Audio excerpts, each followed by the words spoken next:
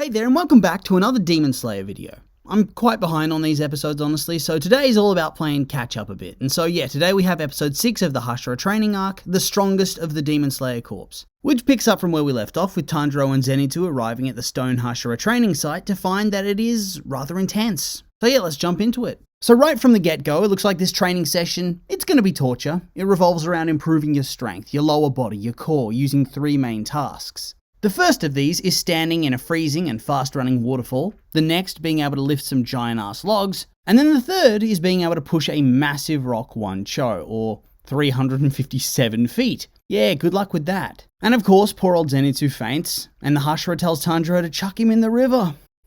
Guess the ice-cold water's just gonna wake him up. No mercy from this guy, damn. So yeah, I very much feel Zenitsu's pain in this episode, as when we come back from the intro theme, he's submerged in the water by Tanjiro, and he suffers, screaming that he's dying, that his organs are failing, that he's gonna freeze to death.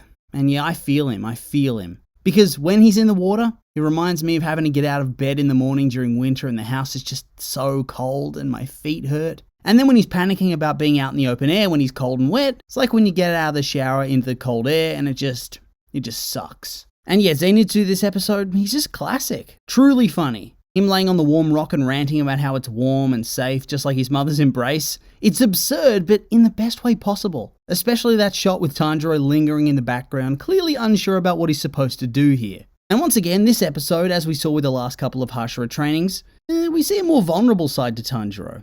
Usually the dude's able to tough it out rather easily, and even when he fights against demons and gets badly wounded, he can persevere and keep going, no matter the odds. So to see him and Inosuke struggle with the water, it's very refreshing and funny. Like, Inosuke straight up dies and needs to be revived with CPR by Tanjiro. Honestly, of the 3 tests, this one looks like the one I'd want to try to do the least. At least with the log lift and the boulder push, I know that I would never have a chance in hell to move any of them. I'd never lift the logs and I'd never push the boulder. I wouldn't be able to, I'm not strong enough. But here, it's not a matter of strength. You can always step into the waterfall, and so at minimum, you're going to endure the pain of being smashed and washed away in ice water. And at maximum, you have to stand there for 2 hours. That ain't worth it, Chief. I'm out. Then we have some downtime as Tanjiro cooks and serves some fish for the boys, with Inosuke chowing down on 10 fish, before revealing that he's pretty sure that this Hashira is the strongest demon slayer in the corps. And we see in a flashback that he did one-shot Inosuke.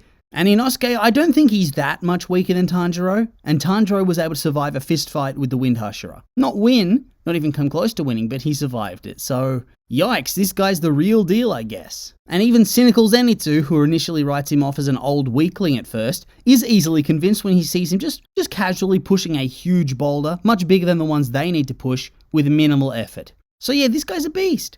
And surely he could just solo most of the minor demons and most of the upper ranks too, you'd think. He'd destroy them. And so I feel like we're going to have to watch him get stuck fighting the strongest demon first up and die, so the stakes are way higher than they would have been before. I mean, I'd love to see him wipe out demons left and right, but I have a feeling that to up the stakes, make things feel more dangerous, he's going to die early against Muzan or something like that. Although first he's going to show what he can do so the audience knows there was a big deal and his death matters. And so on, I think the same day as their arrival, Zenitsu and Tanjiro, after struggling, such as being swept away by the river and whatnot, are able to pass the waterfall test and then also pass the log test. My god, it took them 1 day to pass the waterfall. Not even 1 day, half a day, when it took their friend 10 whole days to do so. And then they also did the log lift, the second task. My god. I always forget that Zenitsu is also secretly a Chad. Even when he isn't asleep, he's still a beast, clearly. These 3 are just built different, I swear.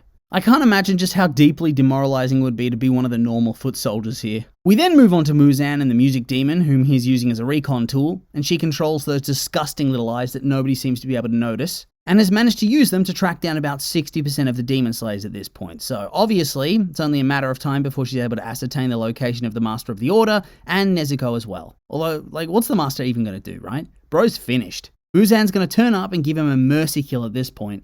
But yeah, it's pretty intriguing, and it does feel like everything's about to ramp up really soon, but not yet because it's back to boulder pushing, and Tanjiro is not having much success, at least not the actual pushing of the boulder. Although I do feel like we've seen him pull off way more impressive feats of strength before, more than pushing a big rock, but sure. And whilst he doesn't necessarily have the most success in the physical side of things, the dude is still killing it when it comes to inspiring the troops. This time, Not through his actions or resilience, but simply through kindness, accepting that not everybody's going to be able to succeed at the physical side of the training, and instead need to become support players, but he can acknowledge that these guys still play an important part in the struggle against Muzan, which I feel like is far more than the other Hashira have ever been able to do. They do kind of look down on these guys, and so I think it just really goes to show what a value he has to the effort. Whilst Tanjiro is obviously not the most powerful warrior, he's the one with the most heart. He can inspire people, he never gives up. He's the first of the Slayers to develop his mark. Pretty impressive guy. And then we see it again in a very wholesome scene that comes after more boulder pushing, where all of the lower tier guys are sad because it's clear there's such a gulf in strength and skill between them and the Hashira, only for Tanjiro to bust out some top tier home-style cooking, which brings all of them to tears because it feels like a home-cooked meal from mum. I don't know why, but this scene just gave me the feels. It's really building up this sense of camaraderie and care between Tanjiro and the others, which in turn makes me really worried they're all going to be brutally slaughtered by the demons in order to let Tanjiro go rage mode and ascend to the next level. I guess we'll have to wait and see though. And after that wholesome scene, we get a fake out where Tanjiro seems like he's going to push the boulder. They have his bird circling like when he completed the other tasks. He's straining, sweating, the music is swelling, and then he fails. Whoops. And so Genya comes out of nowhere to give him some inspiration, thanking him for protecting him against his brother and revealing that even though Tanjiro doesn't feel that way, from an outsider perspective, having not been around him all the time to witness the gradual shift, it's clear his mark has gotten a lot darker. So this is simply signaling to the audience, oh yeah, by the way, Tanjiro's going to be way stronger than he was before, so don't be surprised when he starts pulling moves out of his ass and generally does things he couldn't do before. It's our own hyperbolic time chamber experience. It's like when somebody in anime is revealed to have been fighting with weighted clothes this whole time, and so they were never at their full power.